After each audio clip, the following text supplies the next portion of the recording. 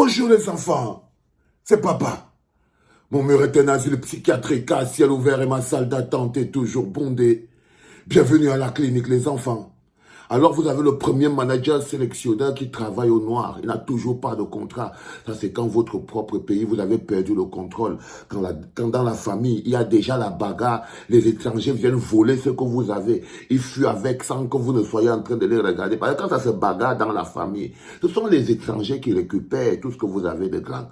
Donc le Mark Brice n'a pas de contrat. Il travaille au noir. Il est en train de rencontrer tous les joueurs. Je crois que la personne qui lui donne sa feuille de route, c'est moi les combis. Parce que c'est clair et net, jusqu'à aujourd'hui, la FECAFOOT n'a toujours pas signé de contrat avec Mark Brice.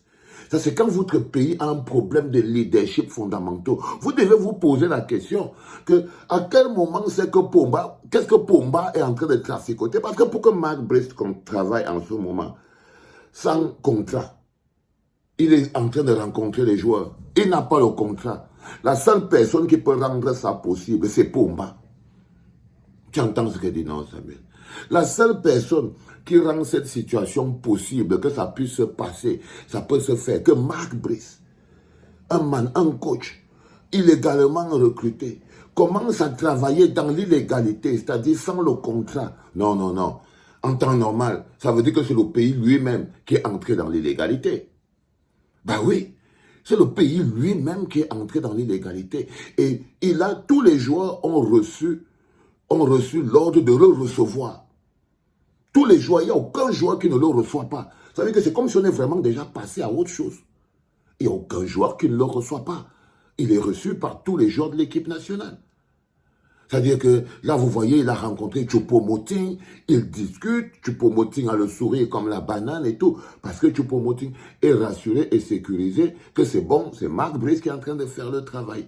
Quand tu regardes en bas, il est allé rencontrer Martin Ronla, il discute avec Martin Ronla est totalement ouvert, prêt, tadada. Il a rencontré le Boleba, notre joueur camerounais, les Ekitike, et tous ces bonhommes n'ont pas un problème de savoir, ils sont sécurisés. Donc ça veut dire qu'on a un coach qui n'a pas de contrat, qui travaille au noir, mais dans la légalité. Ce n'est pas normal. On ne fonctionne pas comme ça dans un pays. Et ce qui est drôle, c'est que c'est le Cameroun qui risque d'être sanctionné. C'est pour ça que je vous dis l'amour des gens. L'amour des gens, quand ça vient ronger l'amour pour le pays, c'est le pays qui trinque. Ça veut dire, par exemple, vous voyez les supporters de Samuel Eto'o. Eux, ils supportent Samuel Eto'o. Ils ne supportent pas le pays. Ils attendent que la FIFA vienne sanctionner le Cameroun. Parce que la FIFA ne va pas sanctionner Samuel Eto'o. Donc, la seule chose qu'ils ont sacrifiée, ils ont sacrifié le pays. Et je vous ai dit que tant que l'amour pour les hommes sera plus grand que l'amour pour le pays, vous, les populations, nous, le peuple, nous serons dangereux pour le pays.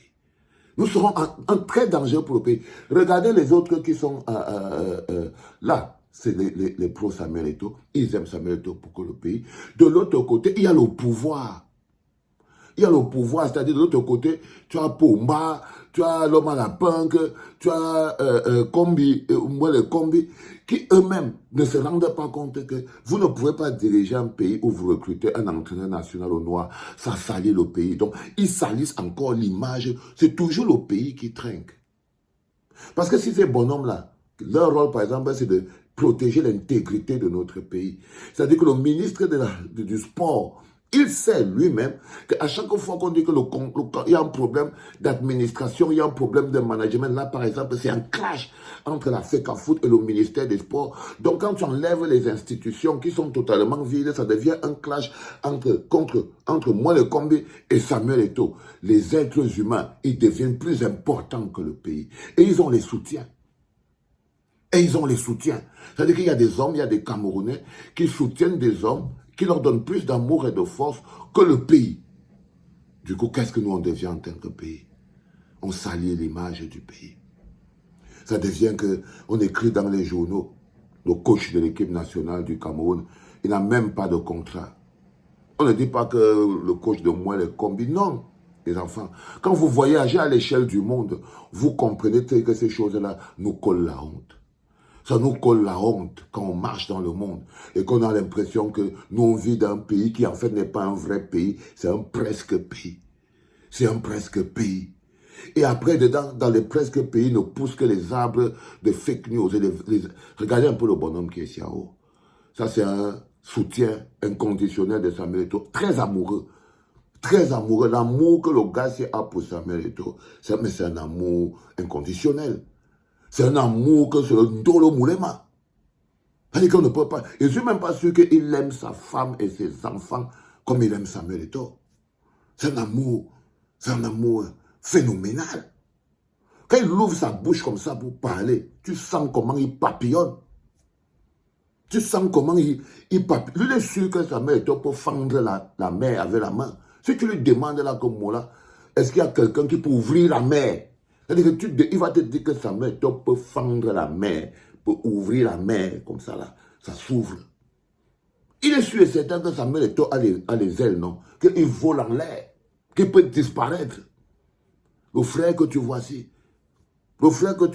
il est persuadé que Samuel Eto'o peut disparaître, qu'il peut fendre la mer avec la main, il peut soulever le Cameroun tout entier avec ses deux mains. Tu demandes au frère s'il va te dire qu'il peut. Mais il ne sait pas que chaque fois qu'il ouvre la bouche, parfois, il met plus de problèmes à la personne qu'il aime le plus, à son amour, à l'amour de toute sa vie. Il le met plus dans les problèmes. Là, j'ai jeté un coup d'œil en haut, je regarde sur Internet. On parlait de Mark Brice tout à l'heure, qu'il travaille au noir. Donc, on est en train de poser la question, qui l'a mis en mission? Vous vous rappelez, je vous avais montré mon autre bonhomme qui est au Cameroun, que j'aime toujours beaucoup passer chez la clé. Il tire son pied dans tout Yaoundé comme ça là et tout. Dans bonhomme, il avait posé une question, il disait que qui a mis Mark Brice en mission? Qui a payé la mission? Moi, je lui avais dit que non, c'est les hautes instructions qui ont recruté Mark Brice, c'est les hautes instructions qui ont mis Mark Brice en mission. Mais le bonhomme qui est ici en haut, ils savent très bien qu'ils doivent faire attention avec leurs affrontements contre les hautes instructions. Il a trouvé que le plus intéressant, c'est que c'est André Onana. Qui aurait financé tout le voyage de Mark Brice là. C'est-à-dire que vous vous posez la question, pourquoi c'est qu'André Onana, lui, viendrait prendre ses 1 franc? Il est le propriétaire de l'équipe nationale du Cameroun. Il a tout l'argent, il est un multimilliardaire de tout l'argent. Qu'est-ce qui se passe? C'est lui qui recrute les entraîneurs. Il a des parts de marché dans l'entreprise Cameroun. Pourquoi? Il n'a pas suffisamment ses propres problèmes qu'il doit gérer avec son argent. Mais le bonhomme, si, essaye de créer cette réalité. Parce que c'est la réalité qui maintient toujours les divisions. Quand il dit ce mensonge, c'est dans la défense de sa personne dont il est totalement amoureux. Samuel Eto'o, il est prêt à saboter son honneur et sa dignité et à salir le pays. Ça s'appelle l'amour empoisonné. Ça s'appelle l'amour empoisonné. C'est important à comprendre, les enfants. Si vous ne pouvez pas avoir une émotion pure, détachée de toute forme de compromission, qui vous permettra donc de mettre le pays en avant, on ne s'en sortira pas.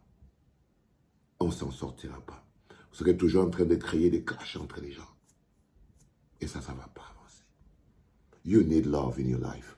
Vous avez besoin d'amour. Vous avez besoin que le béton de soutènement qui porte l'édifice du Cameroun que de demain que nous sommes en train de construire, que son béton de soutènement soit l'amour. Love you, my people. C'était papa.